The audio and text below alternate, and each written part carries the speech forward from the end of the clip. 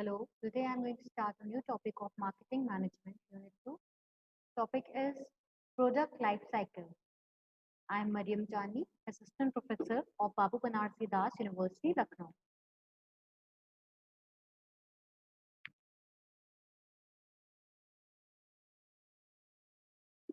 Content to be discussed include introduction, what is product life cycle, 4 stages of product life cycle, examples of product life cycle, importance of product life cycle, new product development process, stages of new product development.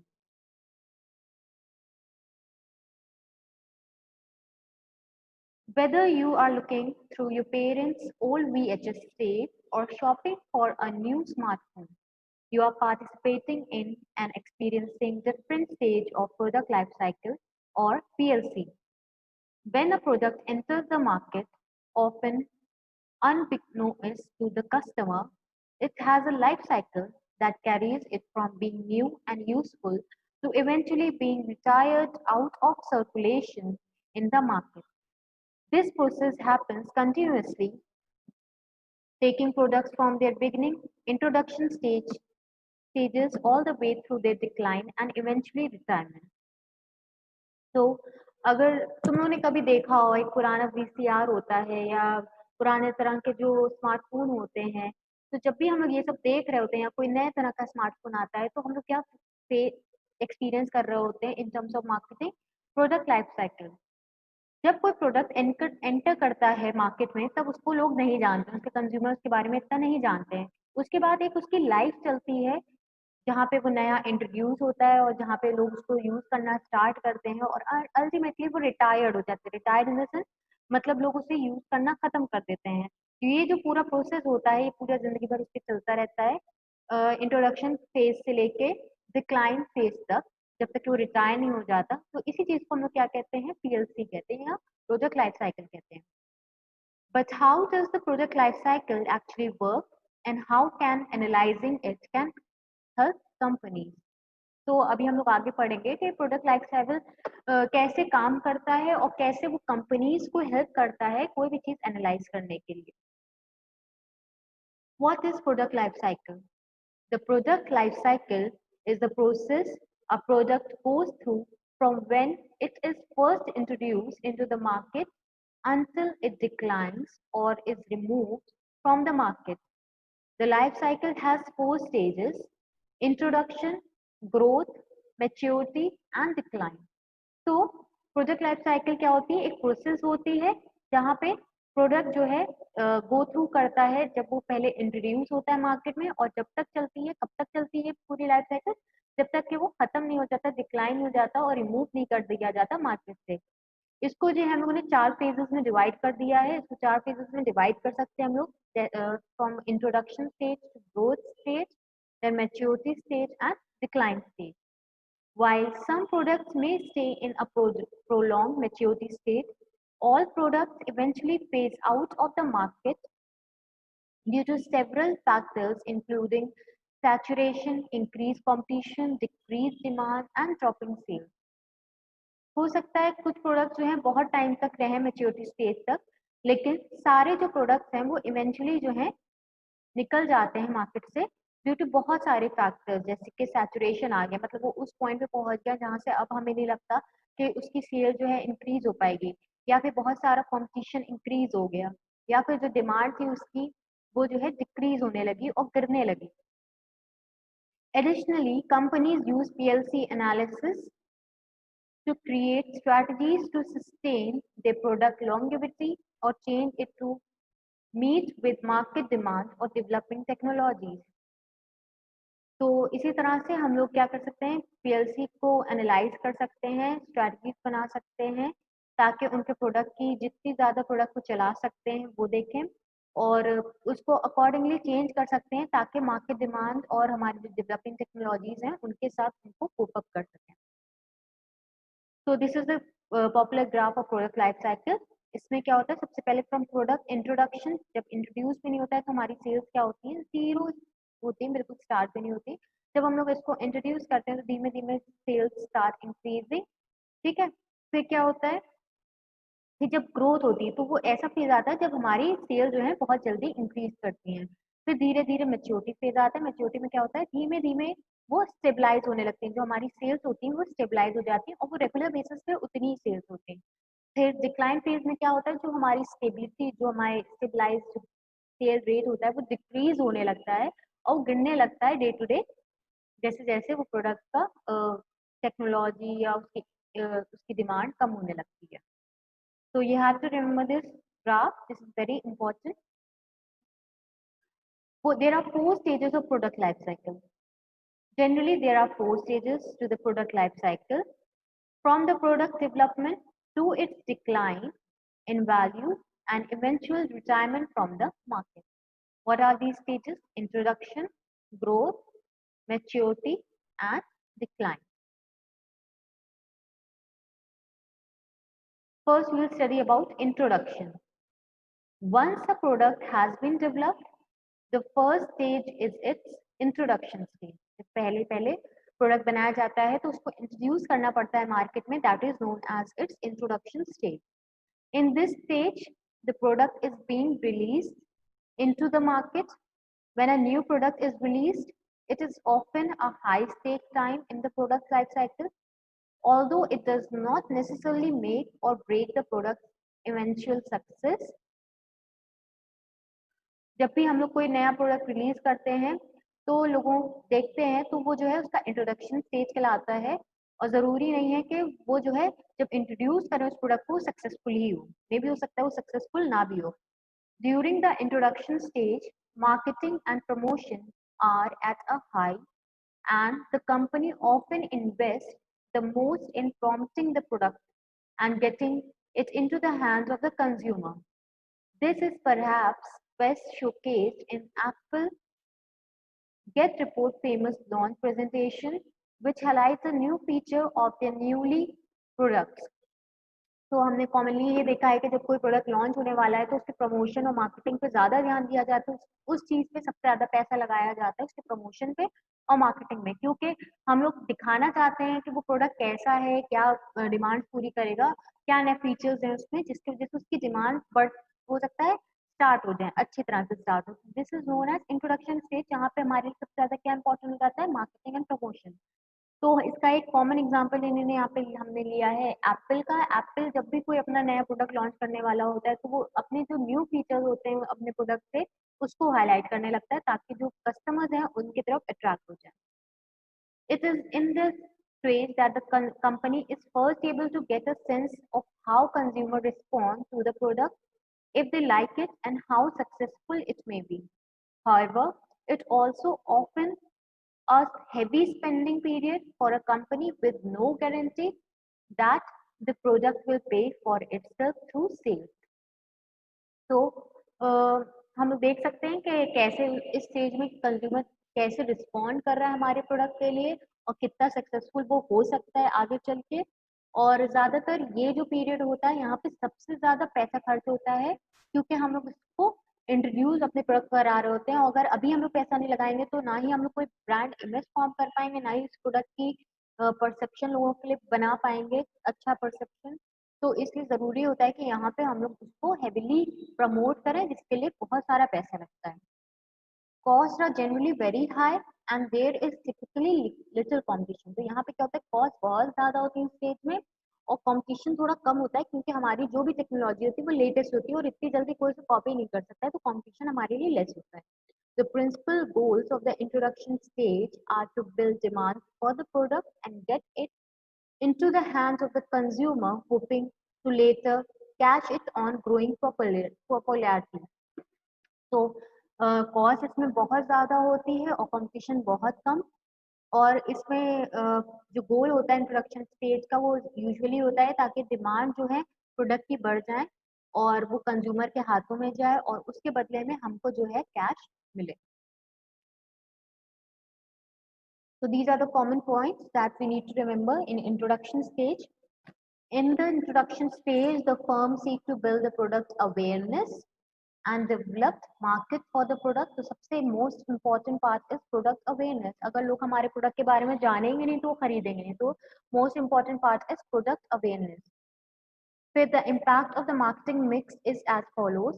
Product branding and quality level is established.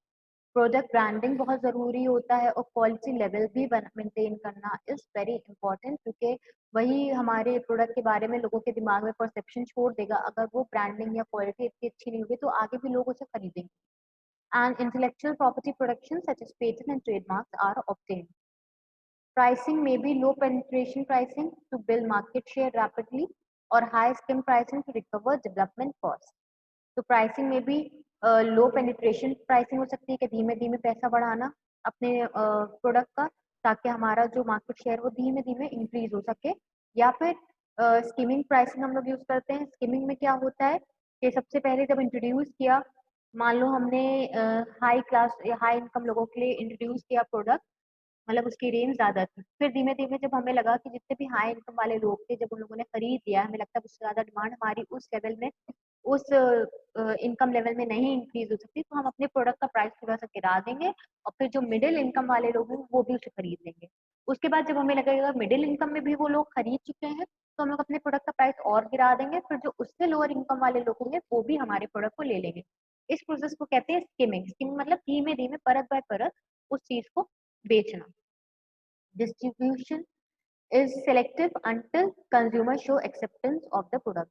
तो distribution शुरुआत में कम होता है, selective होता है, क्योंकि हमें लगता है कहाँ पे प्रोडक्ट की डिमांड है तो वहीं पे उसे बेचते हैं। क्योंकि शुरुआत में क्यों ही हमारे पास कॉस्ट इतना ज़्यादा होता है, क्योंकि हम प्रमोशन में पैसा लगा रहे होते हैं, तो डिस्ट्रीब्यूशन जो होता है थोड़ा सेलेक्टिव करना पड़ता है हमें।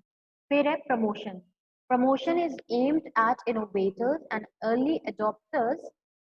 Marketing communications seek to build product awareness and to educate potential consumer about the product. So promotion is very important. Product awareness होती है उससे, और उससे पोटेंशियल कंज्यूमर जो होते हैं हमारे, उनको एजुकेट करना उस प्रोडक्ट के बारे में is very important. Next stage is growth. By the growth stage, consumers are already taking to the product and increasingly buying it. The product concept is proven and is becoming more popular and sales are increasing. तो growth stage में क्या होता है, consumer जो है already उस product को खरीद रहे होते हैं और प्रोडक्ट कॉन्सेप्ट जो होता है हमारा ज़्यादा पॉपुलर हो रहा होता है, मतलब लोग उसकी क्वालिटी या उसका जो प्राइसिंग होता है, कस्टमर सेटिस्फाई हो रहे होते हैं, तो इसलिए उनकी डिमांड जो होती है उस प्रोडक्ट के लिए इंक्रीज होने लगती है। तभी ये स्टेज आती है, मतलब प्रोडक्ट की डिमांड बढ़ रही है और हमारी प्रोडक्ट की ग्रोथ हो रही है and becoming more popular and sales are increasing, और हमारी सेल्स जो है इंक्रीज होती है। Other companies become aware of the product and its space in the market, which is beginning to draw attention and increasingly pull in revenue. If competition for the product is especially high, the company may still heavily invest in advertising and promotion of the product to beat out the competitors. तो अब क्या होता है, अब company जो हमारा product होता है वो नजरों में आने लगता है दूसरों के, या दिखने लगता है कि अब वो जो है अटेंशन ड्रॉ करने लगता है लोगों का। ऑल्सो अब कंपटीशन भी ज़्यादा हो जाता है, क्योंकि लोग अब उस तरह के प्रोडक्ट बना चुके होते हैं। और तो अगर हम लोग अभी भी, और अगर मान लो कंपटीशन ज़्यादा है तो अभी भी जो है पैसा जो है इस स्टेज में ज़्यादा लगता है किस चीज़ पे, एडवर्टाइजिंग और प्रमोशन पे, ताकि जो हमारे कॉम्पिटिटर्स हैं उनको हम बीट कर सकें। As a result of the product growing, the market itself tend to expand. The product is in the growth stage is typically tweaked to improve functions and features. So basically product जो है grow कर रहा होता है, तो market जो है हमारी प्रोडक्ट की वो इंक्रीज करती है, और जो हमारी ग्रोथ है वो हमारे फंक्शन और फीचर इंप्रूव करने में हेल्प करता है। फिर है as market expand, more competition often drive price down to make specific product competitive. However, sales are usually increasing in volume and generating revenue. Marketing in this stage is aimed at increasing the product market share. तो market हमारी expand करती है, ज़्यादा competition हो जाते हैं, जिस वजह से प्राइस भी गिराने पड़ सकते हैं हम लोग को। सेल्स यूजुअली हमारी इंक्रीज हो जाती है वॉल्यूम में, और जिससे हमारा रेवेन्यू इंक्रीज हो जाता है। तो बेसिकली हमारा मेन एम क्या होता है in this stage, to make product market share, मतलब हमें अपना शेयर मार्केट में जो है इंक्रीज करना। फिर these are the few points we need to remember.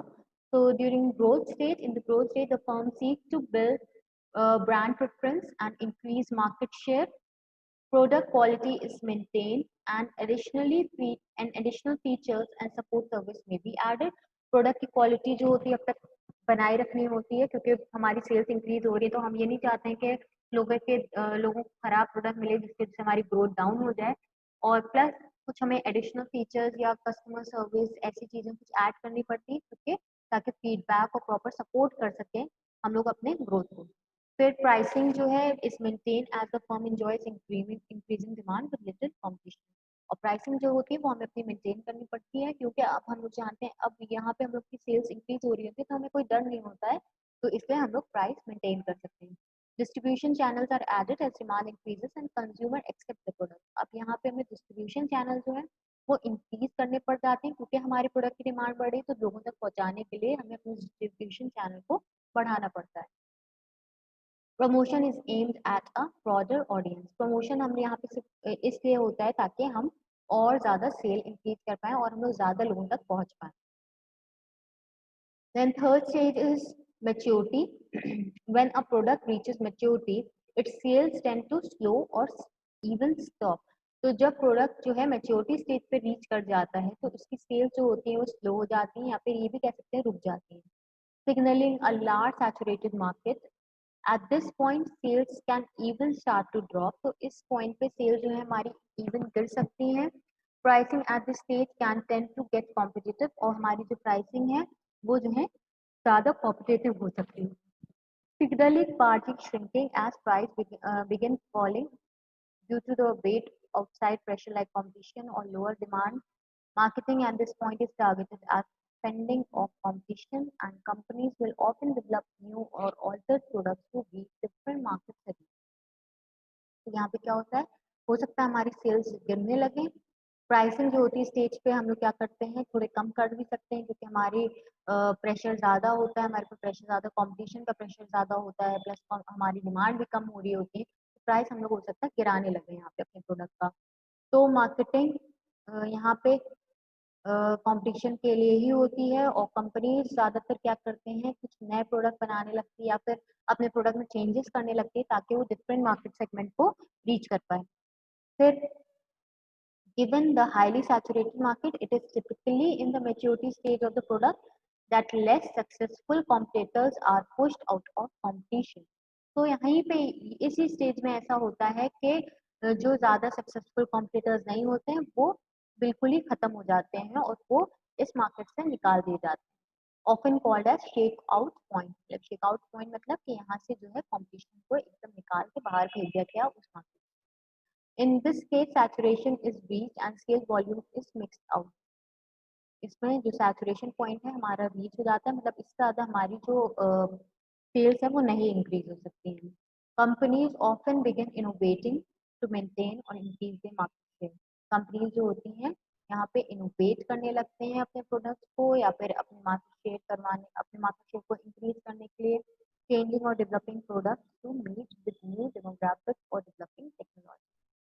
और अपने प्रोडक्ट को चेंज करने लगते हैं ताकि टेक्नोलॉजीज में जो भी चेंजेस कर सकते हैं ताकि हमारी जो प्रोडक्ट की डिमांड है वो बढ़ती रहे। द मैच्योरिटी स्टेज में लास्ट और लॉन्ग टाइम और short time depending on the product. Maturity stage है वो हो सकता है ज़्यादा लॉन्ग टाइम के लिए रहे या शॉर्ट टाइम के लिए रहे डिपेंड करता है on the product. For some brand maturity stage is very drawn out like Coca Cola gate.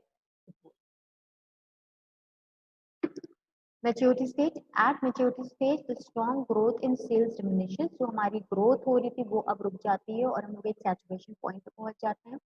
Competition में appear with similar product. Competitors जो होते हैं हमारे हो सकता है उन्होंने वैसे ही same product बना लिया हो तो इससे अब हमारे sales के growth के chances are negligible. The primary objective at this point is to define market share while maximizing profit. तो हमारा जो मेन प्राइमरी ऑब्जेक्टिव होता है इस पॉइंट पे कि मार्केट शेयर हमारा बचा रहे और हम प्रॉफिट भी अपना बना रखें जितना हम चाहते हैं टू मैक्सिमाइज प्रॉफिट उतना हमारा रहे। फिर इसमें क्या फीचर्स होते हैं प्रोडक्ट फीचर्स में भी enhance differentiate the product from that of the competitors. तो यहाँ पे प्रोडक्ट में हम लोग हो सकता है कुछ चेंजेस या टेक्निक्स में चेंजेस लाने लगे ताकि हमारा जो प्रोडक्ट है वो डिफ्रेंशिएट कर सकें लोग बाकी कॉम्पिटिटर्स से। प्राइसिंग में भी lower because of new competition, हो सकता है प्राइस को हमें अपना कम करना पड़ जाए क्योंकि नए कॉम्पिटिशन आ जाते हैं। Distribution become more intensive and incentive may be offered to encourage preference होगा कॉम्पिटिंग प्रोडक्ट। तो यहाँ पे डिस्ट्रीब्यूशन जो होता है वो हम लोग को ज़्यादा अच्छा करवाना पड़ता है, प्लस इंसेंटिव्स भी या फिर एक्स्ट्रा पैसे कह सकते हैं ऑफर करने पड़ते हैं ताकि हमारा जो प्रोडक्ट है वो बिके कॉम्पिटिटिंग प्रोडक्ट के ऊपर, मतलब जो कॉम्पिटिटिव प्रोडक्ट है उससे ज़्यादा बिके। Promotion emphasises product differentiation. Promotion से क्या होता है, प्रमोशन जो है बेसिकली वो प्रोडक्ट में जो भी चेंजेस करते हैं उस पर ज़्यादा जोर देता है कि लोग उस डिफरेंशिएशन को देखें और उस वजह से हमारे प्रोडक्ट को खरीदें rather than buying the competitor's product. Phase next and fourth stage is decline stage. Although companies will generally attempt to keep the product alive in maturity stage as long as possible, decline for every product is inevitable. तो हो सकता है company बहुत कोशिश करते हो कि जब तक हम मेंटेन कर सकते हैं मेंटेन करें मेच्योरिटी स्टेज में अपने प्रोडक्ट को, लेकिन जल्दी डिक्लाइन स्टेज आ जाती है, कोई भी जो है डिक्लाइन स्टेज को निग्लेक्ट नहीं कर सकता है। In the decline stage product sales drop significantly. Decline stage में क्या होता है, प्रोडक्ट्स की जो सेल होती है वो गिरने लगती है and consumer behaviour change as there is less demand for the product. The company's product loses more and more market share and competition tends to cause sales to deteriorate. Company का product जो है वो ज़्यादा से ज़्यादा market loose करने लगता है और शेयर भी लूज करने लगता है और कंपटीशन जो होता है अब जो हमारी सेल्स थी उनको खत्म करने लगता है, मतलब जो कॉम्पिटिटर्स हैं वो भी आ जाते हैं तो जिस वजह से हमारी सेल्स जो है खत्म होने लगती है। Marketing in decline stage is often minimal and targeted already loyal customers and prices are reduced. तो मार्केटिंग जो होती है इस स्टेज में बहुत कम कर दी जाती है, प्रमोशन जो होते हैं इस स्टेज में बहुत कम करने लिए जाते हैं और उन्हीं पे फोकस किया जाता है जो हमारे लॉयल कस्टमर्स होते हैं और उन पर प्राइसेस भी थोड़े कम कर दिए जाते हैं। Eventually, product will be retired out of the market unless it is able to redesign itself to remain relevant in demand.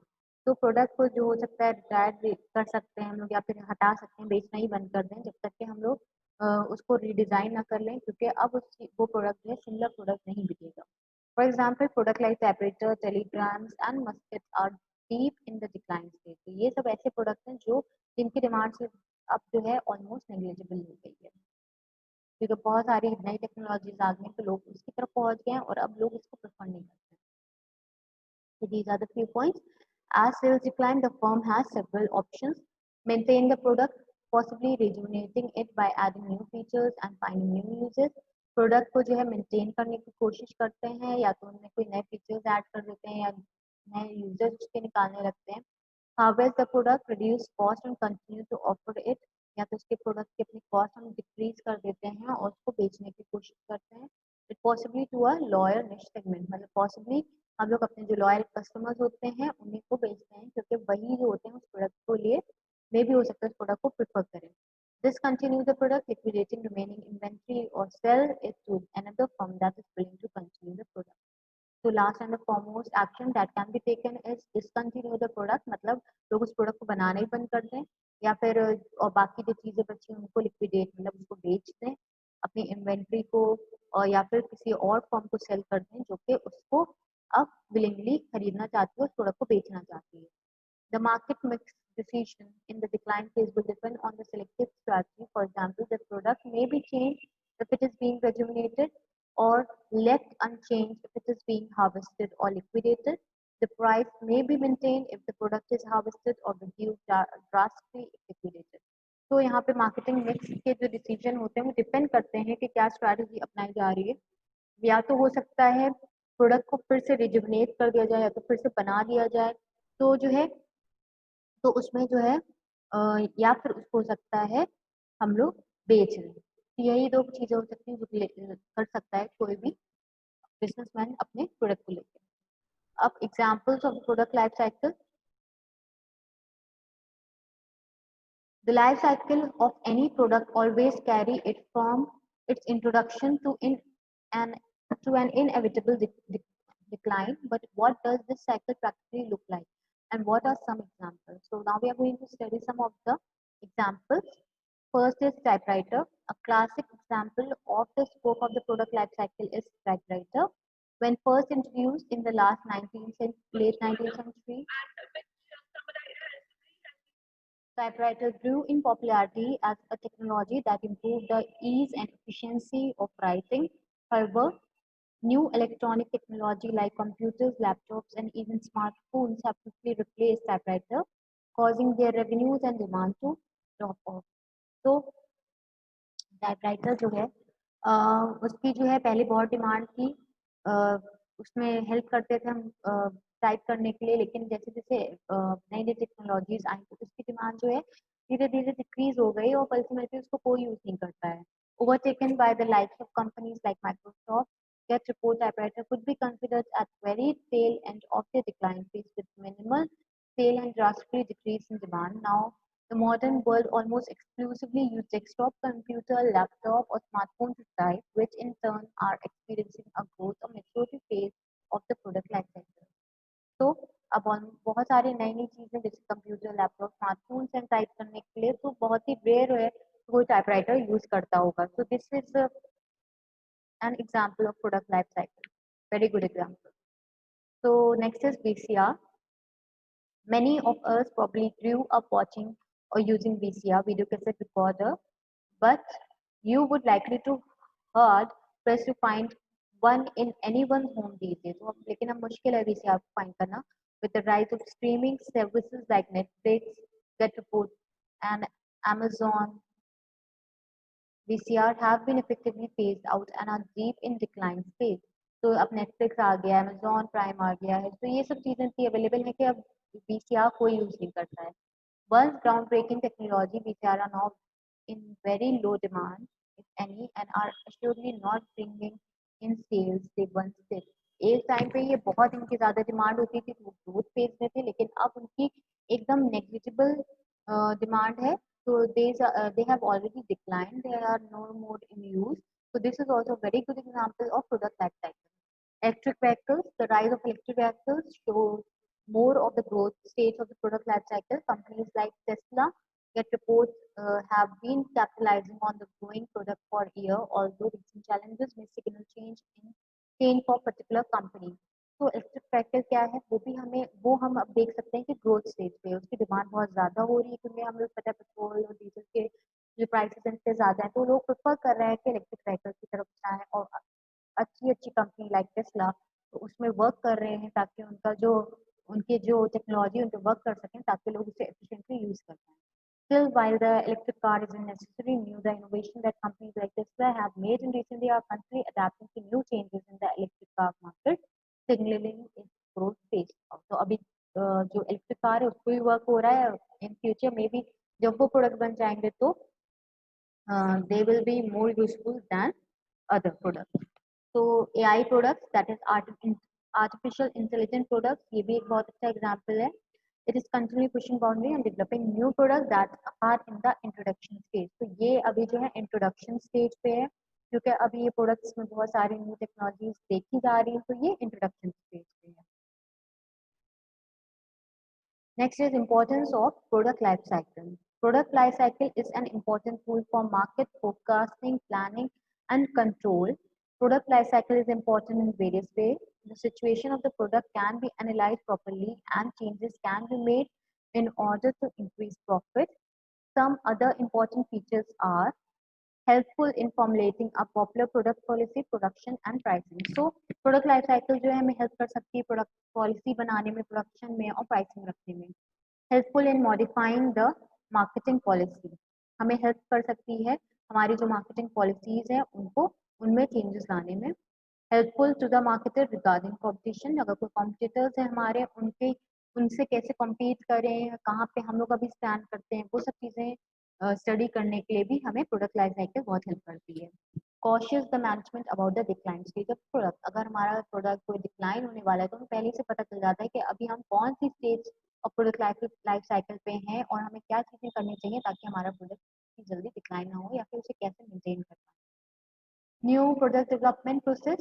If company needs to launch a new product in the market, there is a different development process to be considered. The following are the factors contributing to new product development. demand in market, acceptance of product in market, acceptance of company strategy in market, economic viability of the product, changing the product as per consumer preference, adapting as per technological development, consideration of the government policy. The development process has to be considered these different perspectives for product development and has to adopt as per the market demand. So while developing a new product, so these are all the things that need to be kept in mind. So these are the points that you should all know and remember by heart. Stages of new product development. The following are the different stages of new product development. Generation of new product idea. सबसे पहले नया idea आना चाहिए. Screening and evaluation of idea में देखना चाहिए कितना viability रखता है वो product या कितना reality में वो product बन सकता है कि नहीं बन सकता है. Development and testing the concept with develop करना उसको test करना तो वैसे work कर रहा है जैसे सोचा था हमने. Development of the development of advertisement and promotional strategy उसको कैसे प्रमोट करना है एडवर्टाइज करना है उसकी strategy banana analysis of the business development of the product फिर प्रोडक्ट को बना लेना फिर टेस्ट करना उस प्रोडक्ट को मार्केट में और फिर उसको बेचना so these are the stages of new product development you should remember all these stages development of new product follows a long process from the generation of an idea to commercialization of the product in the market. So thank you. That's all for this PLC product life cycle. I hope you should remember all these points. So thank you.